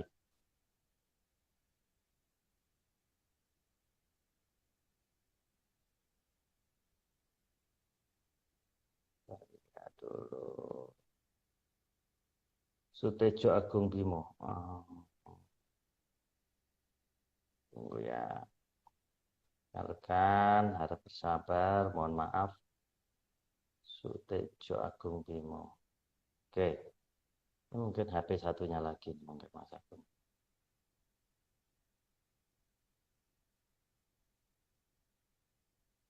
Tunggu dulu ya. Wildan. Nah ini. Benar. Iya, Ramon lagi nih. Maaf, gak apa-apa Mas ganti Agung. handphone terpaksa. Iya. Siap. Silakan tadi Silakan, Pak Mas Agung, Agung. lanjut kita ke masalah pusaka tadi itu ya Pak. Iya, pusaka itu harusnya ada kekuatan yang bisa dipakai untuk menggunakan kekuatan alam. Jadi kalau misalkan tidak bisa ya itu yang saya layak dipertanyakan sih. Harusnya bisa soalnya. Karena kenyataan rumah saya dulu pada saat ada gempa di Jogja itu, tempat saya nggak apa-apa. Tetangga pada berantakan kayak gitu, tempat saya nggak apa-apa. Gitu. Dan orang tua saya malah nggak tahu ada gempa. Padahal beberapa rumah di tempat saya ada rubuh, di dekat rubuh, dan di desa sebelah itu ratusan rumah itu pada rubuh. Itu tempat saya nggak goyang. Gitu. Jadi harusnya bisa seperti itu ya. Oke, mulai belajar Mas. Terkait dengan banyaknya kekuatan alam yang belum dimasukkan ke dalam pusaka, hal ini kan dinamakan aji-aji gitu Pak ya, seperti halnya aji gelap sayuta yang biasa terpantau sebagai badai, seperti di slide itu. Dan masih banyak aji-aji lain selain gelap sayuta yang bisa menyerupai badai seperti ini, maka harus ada manusia yang tahu dan mampu memegangnya. Karena Atlantis pasti akan menepati janjinya melepas kembali setelah 500 tahun, Pak. Ya, akan dikembalikan itu semua memang. Karena mereka mengerti itu bukan hak mereka. karena bukan hak mereka yang harus dikembalikan. Dan mereka akan menepati itu gitu loh. Nah kalau mereka menepati itu, terus apa ya, kita tidak menepati, tinggal Ah, menerima kok, masa nggak mau gitu. iya, iya. Tapi ya itu monggo lah, terserah. Oke, monggo dilanjut Mas. Oke, sudah 38. Jenis aji lain, Pak, seperti aji ketuk lindu juga akan dilepaskan ke Atlantis ya. Sorry, dari Atlantis gitu maksudnya ke sini gitu ya. Ya, Maka kalau tidak ada yang mau dan mampu, akan sangat berbahaya ini, Pak. ya. Makanya anugerah ini sebisa mungkin jadi anugerah gitu kan. Jangan sampai anugerah itu jadi malapetaka. Seperti tadi kan, ketika Mas Wildan beliin sepeda motor, jangan sampai sepeda motor itu untuk masuk jurang gitu. Bukan untuk Iya, itu gitu kan. betul. Atau untuk nabrak kontainer, itu bukan begitu. Tapi untuk berangkat kerja, untuk ke sekolah, atau untuk jalan-jalan, itu nggak apa-apa gitu. Nah itulah kebijaksanaan dari kita bagaimana gitu loh. Ketika ini nanti akan dilepas, karena pasti akan dikembalikan gitu. Mau dilanjut. Oke, artinya harus ada manusia setengah dewa nih, gitu Pak Agung, yang sanggup mengemban ini semua. Dan tentu saja agar dewa dikatakan adil, maka dia justru akan mendapat di kesempatan terakhir. Setelah yang lain mencoba nggak ada yang sanggup nih. Nah, ini gimana Ya, penjelasannya Pak Agung? ya sekarang gini loh. Kalau apa-apa langsung langsung sasarannya ke satu orang, maka banyak orang akan ngomong dewa itu nggak adil. Karena berarti yang punya kesempatan cuma satu orang. Maka memang supaya ini semua mendapat kesempatan, karena kan ada banyak yang merasa bisa, ya dikasih kesempatan dulu. Hmm. Tapi kalau misalkan dia sudah benar-benar nggak sanggup, ya berarti sampai pada pilihan terakhir ya harus dia yang terima. Dan masalahnya kan bukan hanya di situ ya, masalahnya itu kan untuk meringankan tugas dari si Satrio Piningit ini nanti kan. Kalau semuanya harus dia Hmm. terima kan terlalu berat juga. Jadi kalau memang dari misalkan ada 100 gitu. Kalau misalkan minimal loh, kalau misalkan ada 20 ada orang lain yang bisa terima, dia kan tinggal terima yang 80 gitu kan. Paling tidak begitu. Atau misalkan lebih banyak lagi gitu. Dari sekian banyak orang misalnya bisa mendapatkan 70, dia tinggal nyangka yang 30 gitu kan. Itu kan juga untuk kedamaian alam dan keadilan alam raya kan, bahwa semuanya itu harus dibagi-bagi gitu, bukan bukan hanya dijatah untuk satu orang. Tapi kalau memang tidak ada yang sanggup, ya 100 buat dia semua gitu kan. Akhirnya terpaksa, kalau terpaksa harus begitu. Gitu. Itu mau dilanjut, Oke. Mas. Itu sudah mencakup slide 40 ya terkait dengan bagaimana karena yang mampu ini harus bisa mengayomi kehidupan untuk alam raya gitu ya, Pak ya, dan bukan hanya di bumi dan juga di wilayah yang bisa kita lihat saja. Di slide 41 mungkin Pak Marius ada dalam menjalankan tugasnya nanti akan dibantu oleh 3 negara yang sangat mampu mengendalikan kekuatan alam tersebut, Pak Agung. 3 negara apa ini Pak? Ya, Maksud gimana Pak? ya, tiga Silakan. negara itu kan kita jelaskan, Madang Kamulyan atau Mm-mm. Lemurian, terus kemudian Atlantis sama Mojopahit yang akan membantu. Tapi sebelumnya memang mereka kan lupa dulu, karena apa? Supaya adil dulu, supaya kelihatan adil dulu bahwa memang semua dapat jatah, dapat kesempatan. Pertama itu. Sama yang paling penting kan untuk membedakan bahwa mana sih yang palsu dan enggak. Karena kan nanti banyak yang ngaklaim bahwa aku yo iso gitu, tapi ternyata nggak bisa gitu kan. Hmm. Jadi, supaya kelihatan yang palsu mana, supaya supaya ini jangan sampai menjadi sumber penipuan gitu loh. Yang paling penting itu kalau bagi mereka. Jadi ya memang harus harus dilepas dulu sampai sampai terpaksa, sampai kapok-kapok betul, baru diperintahkan untuk yang sanggup mengambil gitu kan. Terus yang kedua dilepas sampai kapok-kapok betul, baru diambil gitu kan. Harus begitu. Kalau tidak, nanti banyak orang yang ngomong aku jani yo iso gitu. Aku sebenarnya juga bisa, karena Hmm. ngomong begitu, banyak yang ngomong begitu. Ya kalau cuma hanya Memang sebatas apa nggak apa-apa, tapi kalau kemudian dia dengan ketidakbisaannya itu mengajarkan ke orang yang akhirnya mengakibatkan orang tersebut jadi korban, kan kasihan. Korban itu bisa materi, bisa apa gitu. iya Karena iya. kenyataannya banyak yang akhirnya hanya membuat jadi itu tadi, ya membuat akhirnya titik akhirnya jadi mitos lagi gitu loh. Hmm. Malah mundur Gitu, lagi gitu Mas. ya, menganggap mitos lagi kita gitu. Iya. Nah, itu lanjut. Oke. Lanjut, kita sudah sampai di slide 42 terkait dengan arah dari gerakan alam ini menjadi benar dan bisa menambah ketentraman alam raya gitu ya. Maka di slide ke-43 diperlukan satu mata yang selalu waspada. Ah, silakan Pak Agung. Satu Ya, mata yang selalu waspada nih. ya. Karena kemampuan manusia untuk melihat sesuatu yang tidak terlihat itu saat ini kalau dari arah depan akan sangat susah, kecuali kalau orang-orang yang khusus ya. Tapi kalau misalkan eh, banyak, kalau mayoritas orang itu kalau dari sisi samping jelas akan kelihatan. Jadi kadang-kadang kan kalau kita melihat sesuatu yang lewat gitu, Pak Sliver gitu, lewat dekat kita itu kan biasanya pakai ekor mata kan. Kalau pakai ekor mata itu kan, kalau lewatnya di sebelah kanan ya berarti ekor mata sebelah kanan yang bisa dipakai untuk melihat. Jadi yang kiri nggak melihat. Atau kalau lihat sebelah kiri yang kiri gitu kan. Nah di sini kan cara kewaspadaan itu hanya bisa timbul karena memang ekor mata kita yang bisa kita gunakan. Jadi disinilah ya kita harus mulai melatih mata satu kita gitu. Jadi bukan pakai dua mata melihat mereka memang. Kecuali untuk yang sanggup. Untuk yang tidak sanggup ya harus pakai satu mata. Nah kalau ngotot pakai dua mata ya nggak kelihatan dong, ngeliatin di arah samping, gimana caranya melihat sesuatu di samping pakai dua Iya, mata betul. gitu kan. Itu artinya memang agar selalu waspada dan tepat sasaran perlu satu mata gitu Pak ya, untuk perlu dilatih agar kita benar-benar waspada gitu. Jadi tidak membagi kekuatan kita kepada mata lain gitu ya. Fokus juga nggak Ya, boleh kita bagikan ke ini lain, kita fokuskan di satu tujuan gitu, penglihatan gitu, kurang lebih seperti itu Pak ya. iya. Nah ini kan Oke. seperti sniper itu masa mana bisa itu ngintip Mm-mm. pakai dua mata. Mesti satu kan. Satu mata, tetap satu mata yang Pak. Kalau waspada itu pasti satu mata, bukan dua mata. Mau dilanjut. Oke. Ini kita masuk ke slide terakhir, slide 45. Tuhu arsa andamel hayuning soho kamulyaning bawana. Angin samirono sedyo mijil angambar ganda aruming kamulyaning tribuana. Monggo Pak Agung, silakan dijelaskan Pak. Ya, itu ini ya kata-kata dari kita ke mereka ya, bahwa maksudnya kita sudah mulai paham gitu, tapi ini bukan untuk konsumsi masyarakat. Jadi ini Oke, karena mereka banyak memberikan kode ke kita melalui beberapa gendeng sekar kaindran yang justru dari barat, bukan dari wilayah kita. Maka sekarang kita membalas bahwa kita sudah mulai paham loh gitu. Maksudnya gitu. Saya dan teman-teman gitu. Maksudnya gitu Mas Wildan. Oke oke. Pak Marius gimana? Siap. Mohon maaf Oke, nih Pak, 45 slide terus-terusan habis. ini.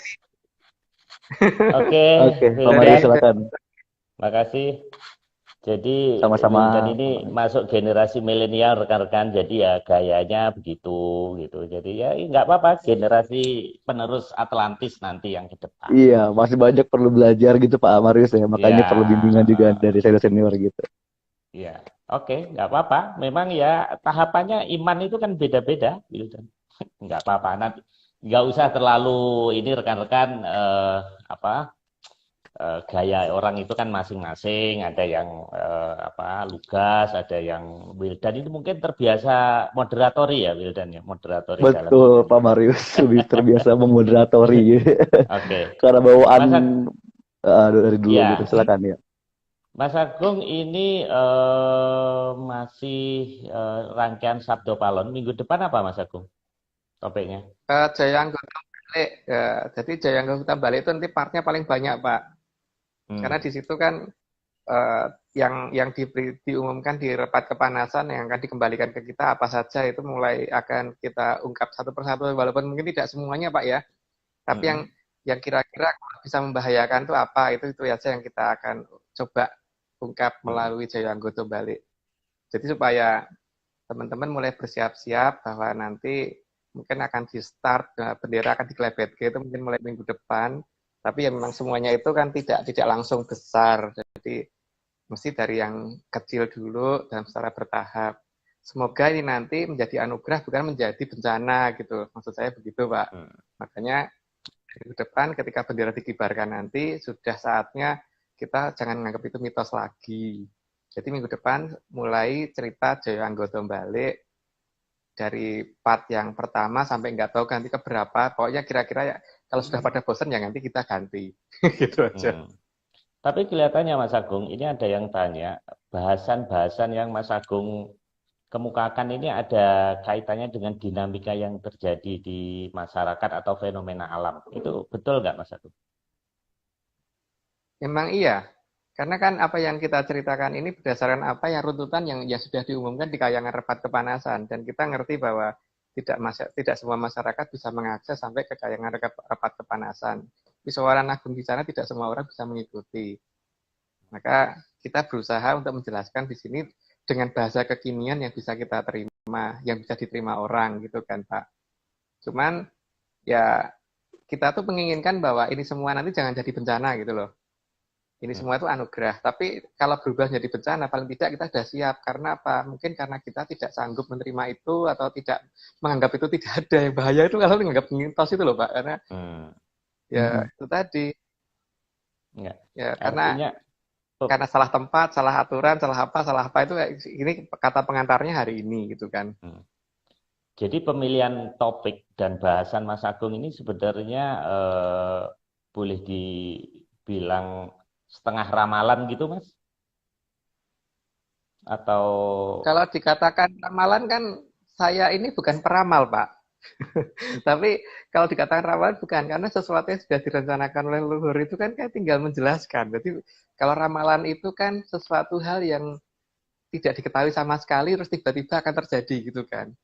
Lawang itu di beberapa serat Joko ada loh. Kalau ramalan kan yang ramal beliau bukan saya.